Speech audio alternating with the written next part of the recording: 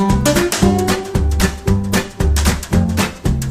and welcome to Peaky Boardgamer. My name is Rakos and today in our menu we have another quick game designed by Steve Finn that was published in 2021. This one's only for 2 players, plays in 30 minutes and is called Nanga Parbat. Let's see how it's played. In the game, players alternate turns, replacing one animal on the board with one of their hikers.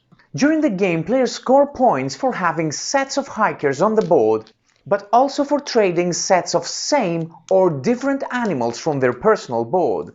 Also, all types of animals have a specific power that can be used only once during a player's turn to spice things up.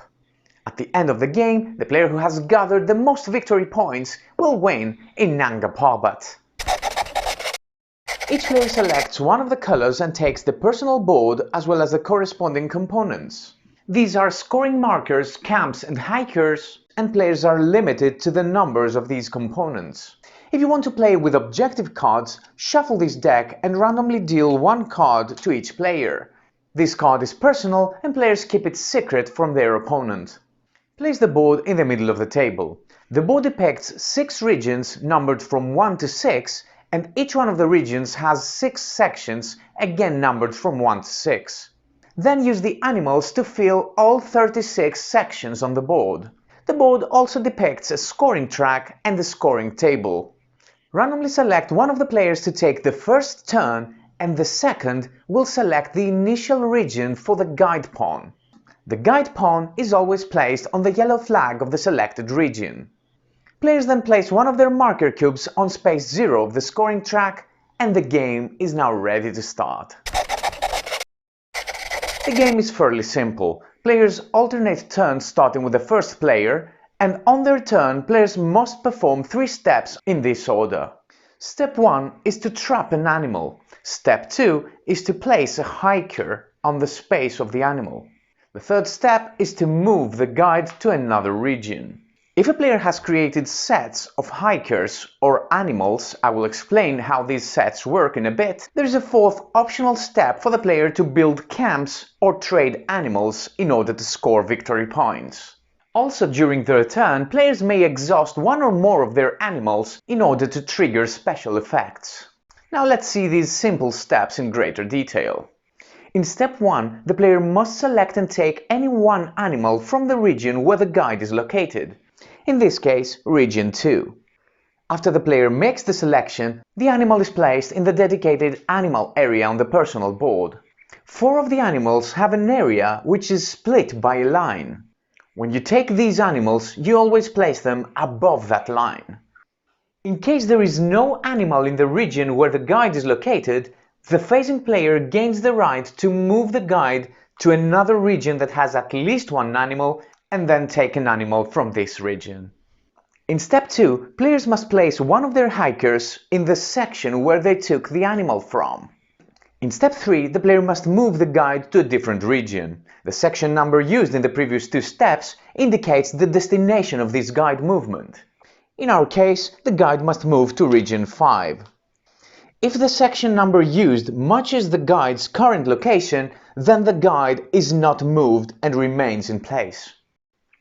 As a 4th step, a player may place one of their available scoring cubes into an empty space of this scoring table and then immediately gain the victory points depicted on that space.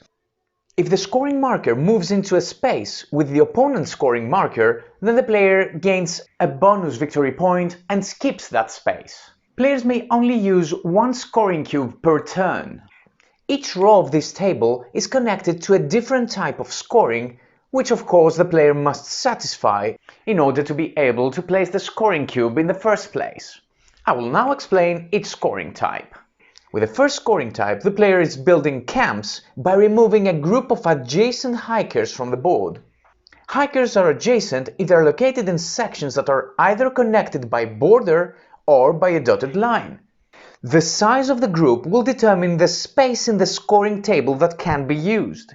Here the pink player has a group of 5 adjacent hikers, so the player must check for 5 in these numbers in circles above the scoring table. Unfortunately, the space is already used by the opponent. So the player can instead wait until he has a group of 6 hikers, or score for a group of 4 hikers which is still empty in the scoring table. In this case, the player replaces the 4 adjacent hikers with 4 of their available camps, places the cube in this space, and immediately scores 5 victory points. The replaced hikers return in the box. With the second scoring type, the player trades different types of animals by discarding them, a minimum of 3 and a maximum of 6. For example, I could discard up to 4 animals, place my cube in this space and score 6 victory points. With the last scoring type, the player trades animals of the same type, a minimum of 3 and a maximum of 6. I could discard these 3 animals and score 4 victory points. All animals are connected to a special power that the player may use by moving the animal to the bottom space. Using a snow leopard enables the player to switch the position of 2 adjacent hikers. With the tower's power, the player can switch the position of a hiker and an adjacent animal. With the power of the musk deer, a player can switch the position of any 2 animals on the board. These do not have to be adjacent. With the power of the yak, the player can switch the position of the guide before making the selection for the turn, or even at the end of their turn. The power of the barrel is that it can be used as an animal of any type when you trade animals to gain victory points. Finally, whenever you acquire a red panda, if you are behind in the score, you score 1 victory point immediately. The game ends immediately in 2 different ways. The first is when both players have placed all of their hikers on the board. The second is when both of the players have placed all of their scoring cubes in the scoring table. If players use the objective cards, they reveal them and score some additional points. These cards indicate a specific section number. Players must then check this section number in all of the regions. In this example, this is the objective card of the pink player. As it's also indicated on the card, the pink player will gain 2 victory points for each pink camp on these sections and also 1 victory point for each one of their hikers.